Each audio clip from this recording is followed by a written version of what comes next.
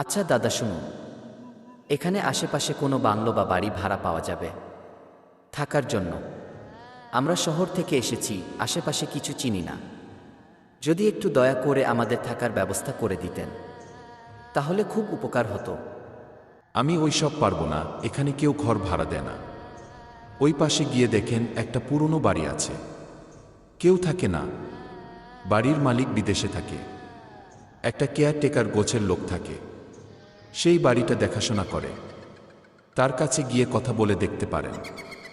যদি কিছু টাকার বিনিময়ে রাজি হয়ে যায় তাহলে আপনাদের ভাগ্য ভালো, আর যদি রাজি না হয় তাহলে থাকার জন্য কোনো জায়গা পাবেন না, শহরে ফিরে যেতে হবে। আচ্ছা দাদা, ধন্যবাদ। চলো আমরা একটু সামনে এগিয়ে গিয়ে দেখি।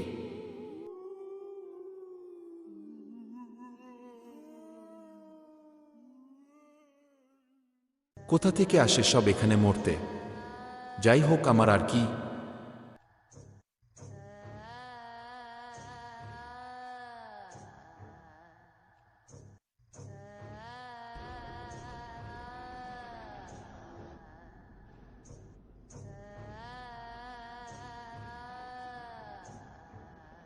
লোকটা মনে হয় এই বাড়ির কথা বলেছিলেন। তাছাড়া তো আশেপাশে পুরনো কোনো বাড়ি দেখতে পাচ্ছি না। আচ্ছা, তাহলে আমরা ডাক দিয়ে দেখি। কেউ বাড়ির ভিতর থেকে বের হলে তার কাছে শুনলে হবে। আচ্ছা তাহলে তাই করি। বাড়িতে কেউ কি আছেন? আমরা শহর থেকে এসেছি। শুনছেন এই বাড়িতে কেউ কি আছেন?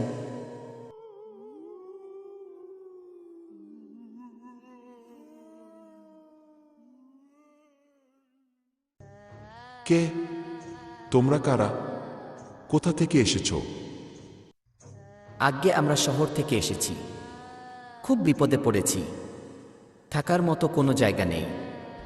এখানে কোনো ঘর ভাড়া পাওয়া যাবে? আজ্ঞে না, এখানে তো কেউ ঘর ভাড়া দেয় না। এই বাড়িতে রাতটা থাকা যাবে না? খুব বিপদে পড়ে আপনার কাছে এসেছি। এই বাড়িতে তো রাতে কেউ থাকে না।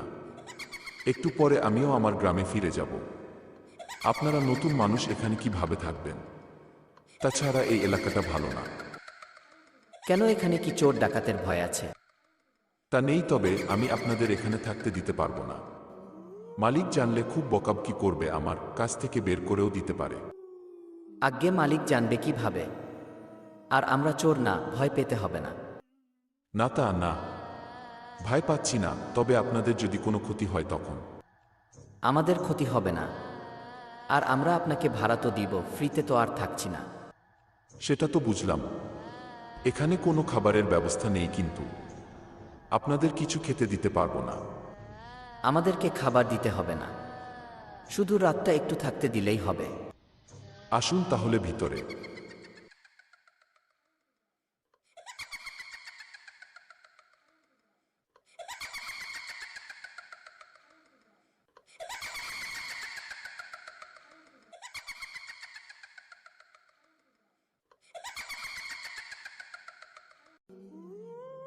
এই ঘরে থাকবেন রাতে।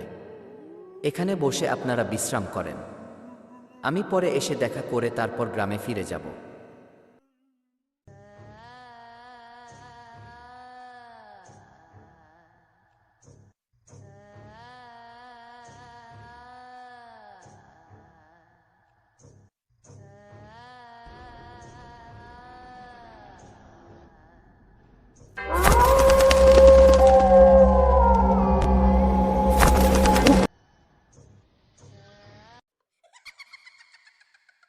বাবু, আমি তো এখন গ্রামে ফিরে যাব। আপনারা তো শহর থেকে এসেছেন, আপনারা তো জিন ভূত বিশ্বাস করেন না। তারপর ও বলি, এই জায়গাটা কিন্তু ভালো না। এখানে রাতের বেলা অদ্ভুত কিছু দেখা যায়। রাতে বেলা ঘর থেকে কেউ একা বাহিরে বের হবেন না, তাহলে কিন্তু অনেক ক্ষতি হয়ে যেতে পারে। এখানে অদ্ভুত কিছু দেখা যায় মানে? অদ্ভুত কিছু কি দেখা যায় কাকা বাবু? তেমন ভয়ঙ্কর কিছু না, তবে কিছুটা ছাগলের মতো দেখতে। আর ওই ছাগল যে একবার দেখেছে, সে মারা গেছে। ছাগল দেখলে মানুষ মারা যায়, এটা আবার কেমন কথা? আচ্ছা, আপনি কখনো দেখেছেন সেই ছাগল? বাবু, আপনারা তো দেখছেন আমি এখনো বেঁচে আছি, ছাগল দেখলে তো আর বেঁচে থাকতাম না। বুঝতে পেরেছি এইসব হচ্ছে কুসংস্কার। এইসব কিছু হয় না, মানুষকে ভয় দেখানোর জন্য এইসব গল্প ছড়িয়ে রেখেছে কিছু মানুষ। এর আড়ালে নিশ্চয়ই কোনো খারাপ কাজ হয়। না না বাবু, এখানে কোনো খারাপ কাজ হয় না। আর এইসব কথা অনেক আগে থেকেই চলে আসছে।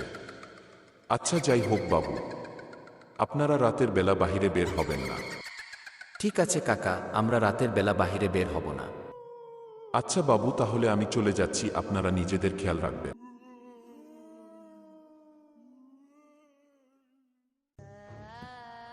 তুমি কি বুঝলেন কেয়ারটেকার মাসাইয়ের কথা শুনে? কি আর বুঝবো, এই জায়গাটা বেশি ভালো না। আরে ধুর পাগলা, এখানে রাতের বেলা অবৈধ কাজ করে কিছু অসাধু মানুষ। তাই মানুষের মধ্যে ভয় ধরিয়ে রেখে দিয়েছে, যাতে রাতের বেলা কেউ বাহিরে না বের হয়। এর সন্ধান আমাদের করতে হবে। আরে এটা নতুন এলাকা, আমরা কিছু চিনি না। আর কেয়ারটেকারের কথা যদি সত্যি হয় তখন কি হবে? আমরা যে কাজ করতে এসেছি, চলো সেই কাজ শেষ করে তারপর কালকেই শহরে ফিরে যাই। আরে এইসব কিছু হয় না, এটা কুসংস্কার ছাড়া আর কিছু না। আমরা একটু রাত বেশি হলে চুপি চুপি বের হব, আর এই গ্রামবাসীদের মধ্যে থেকে এই কুসংস্কার দূর করে দিব। তুমি গেলে একা যাও, আমি যাব না। আচ্ছা তাই হবে, আমি একাই যাব। আর দেখে নিও, আমি এর সত্যিটা ঠিক বের করে ছাড়ব। তোমার যেটা ভালো মনে হয় সেটাই করো। আমি কিন্তু নাই এইসবের ভেতর। তোমাকে থাকতে হবে না ভিতর ডিম একটা। কথা বলতে বলতে তো রাত অনেক হয়ে গেছে। তাহলে তুমি ঘুমাও, আমি বাহিরে যাই, দেখি কোনো ঘরে আলোর ব্যবস্থা করা যায় কিনা। আলোর ব্যবস্থা করতে পারলে আর আধারে বাহিরে বের হতে হবে না।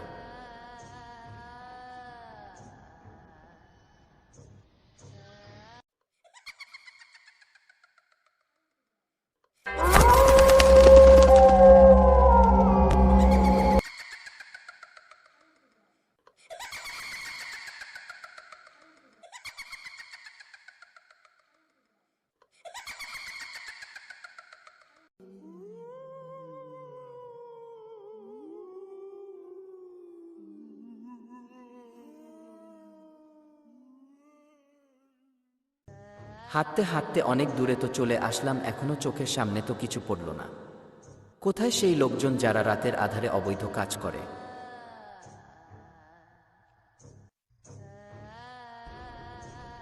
হাঁটতে হাঁটতে তো একবারে গভীর জঙ্গলে এসে পড়েছি।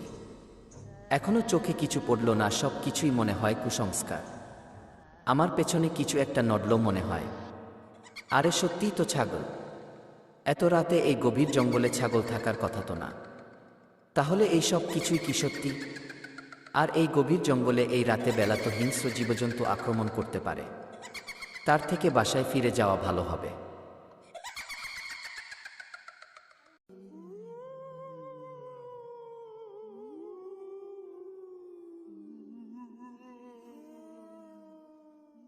কি ব্যাপার?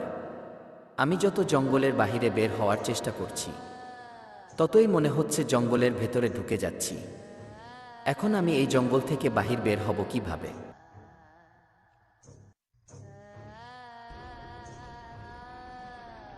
আবার পেছনে কিসের শব্দ হচ্ছে?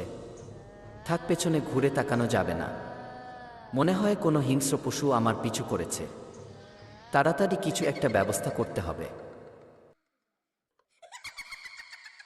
আরে সামনে তো নদী মনে হচ্ছে। এখন কি করি? এদিকে আবার পেছনে কিসের শব্দ হচ্ছে? জঙ্গলে ভিতর থেকে শব্দটা আমার পিছু করেছে। মনে হচ্ছে কোনো হিংস্র জন্তু আমার পিছু নিয়েছে। সামনে নদীর ভেতরে কিছু একটা উঁচু দেখা যাচ্ছে। মনে হচ্ছে কোনো উঁচু ঢিবি, ওই উঁচু ঢিবির উপর গিয়ে বসতে হবে। তাহলে হিংস্র জন্তু আমার কিছু করতে পারবে না।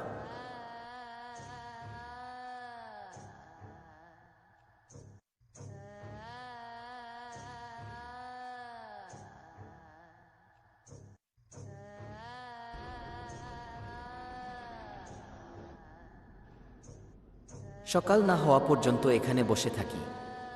এই পানি পার হয়ে কোনো হিংস্র প্রাণী আমাকে আক্রমণ করতে পারবে না।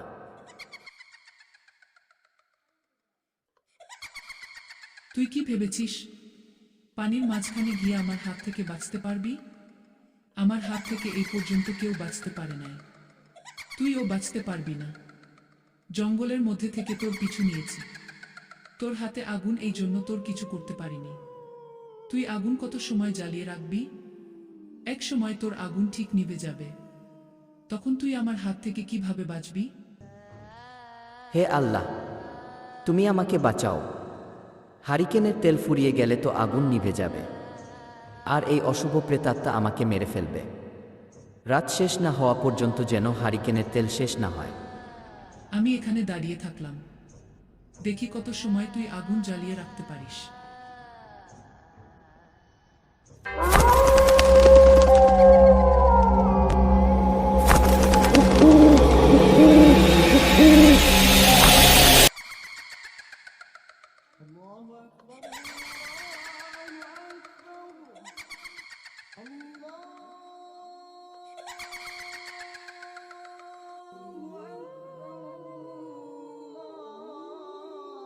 আজকে তোর কপালটা অনেক ভালো, আজান দিয়ে দিচ্ছে, তাই আজকের মতো তুই বেঁচে গেলি।